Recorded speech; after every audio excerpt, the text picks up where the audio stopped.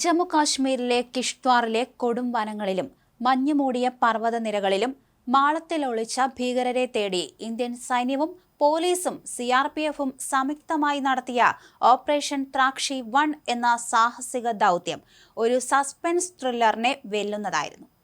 ഭീകരരുടെ താവളങ്ങൾ തകർത്തെറിഞ്ഞ് അവരുടെ നെടും തൂണായ സൈഫുള്ളയെ വധിച്ചുകൊണ്ട് സൈന്യം നടത്തിയ ഈ വിജയം ലോകമെമ്പാടുമുള്ളവരെ അമ്പരപ്പിക്കുകയാണ്.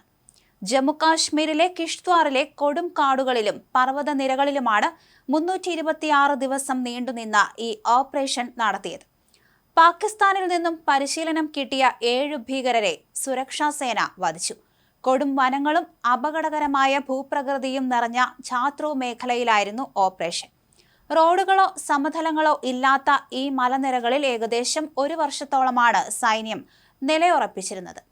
കഠിനമായ കാലാവസ്ഥാ വ്യതിയാനങ്ങളെ അവഗണിച്ച് സൈനികർ അവിടെ തന്നെ തുടരുകയായിരുന്നു. പലപ്പോഴായി ഏറ്റുമുട്ടലുകൾ നടന്നപ്പോഴും ഭീകരർ കാടുകളിലേക്ക് ഓടി മറയുകയായിരുന്നു. ജയ്ഷെ മുഹമ്മദ് ഭീകര സംഘടനയുടെ പ്രധാനിയായിരുന്ന സൈഫുള്ളയെ സൈന്യം വെടിവെച്ച് കൊന്നതാണ് ഈ ഓപ്പറേഷന്റെ ഏറ്റവും വലിയ നേട്ടമായി കണക്കാക്കുന്നത്. പാക് പൗരനായ സൈഫുള്ള ഏതാനും വർഷങ്ങൾക്ക് മുൻപാണ് ഇന്ത്യയിലേക്ക് നുഴഞ്ഞുകയറിയത്. ഇവരിൽ നിന്ന് 2 AK-47 തോക്കുകൾ ഉൾപ്പെടെ വൻ ആയുധശേഖരവും പിടിച്ചെടുത്തു. 2016 വധിക്കപ്പെട്ട ബുർഹാൻ വാനിയെ പോലെ കശ്മീരിൽ അക്രമം പടർത്താൻ ശ്രമിച്ചിരുന്ന വ്യക്തിയായിരുന്നു സൈഫുള്ള. പ്രാദേശിക ജനവിഭാഗങ്ങളിൽ നിന്നുള്ള പരിപൂർണ പിന്തുണയും കൃത്യവും വ്യക്തവുമായ മിലിറ്ററി ഇന്റലിജൻസ് വിവരങ്ങളും സൈന്യത്തിന് ഈ വിജയത്തിൽ വളരെ സഹായകമായി. ആധുനിക യുദ്ധതന്ത്രങ്ങളും അതുപോലെ സാങ്കേതിക വിദ്യയും സൈന്യം ഫലപ്രദമായി ഉപയോഗിച്ചു.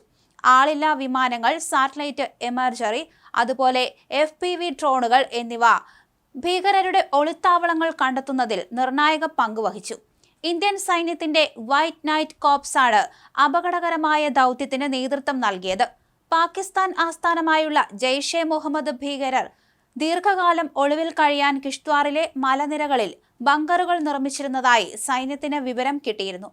ബങ്കറിൽ മാസങ്ങളോളം കഴിയാനുള്ള സാധനങ്ങളും ശേഖരിച്ചിരുന്നു. സൈന്യം നടത്തിയ ആക്രമണത്തിൽ ബങ്കർ തകർത്തിരുന്നു. 50 പാക്കറ്റ് നൂഡിൽസ്, 1 പെട്ടി തക്കാളിയും ഉരുളക്കിഴങ്ങും, 15 തരം മസാലകൾ, 10 കിലോയുടെ 2 ബാഗ് അരി, പരിപ്പ്, ഗോതമ്പ് പൊടി, 2 LPG സിലിണ്ടറുകൾ, വിറകുകൾ എന്നിവ ബങ്കറിൽ ഉണ്ടായിരുന്നു. ഈ വർഷം ജമ്മു മേഖലയിൽ സുരക്ഷാ സേനയും ഭീകരരും തമ്മിൽ നടത്തുന്ന 3ാമത്തെ ഏറ്റുമുട്ടലാണിത്. ജനുവരി 7, 13 തീയതികളിൽ കത്വ ജില്ലയിലെ വനമേഖലയിൽ ഏറ്റുമുട്ടലുകൾ നടന്നിരുന്നു. 2025 ഡിസംബർ 15 ഉധംപൂരിൽ നടന്ന ഏറ്റുമുട്ടലിൽ ഒരു പോലീസ് ഉദ്യോഗസ്ഥൻ കൊല്ലപ്പെടുകയും ചെയ്തിരുന്നു.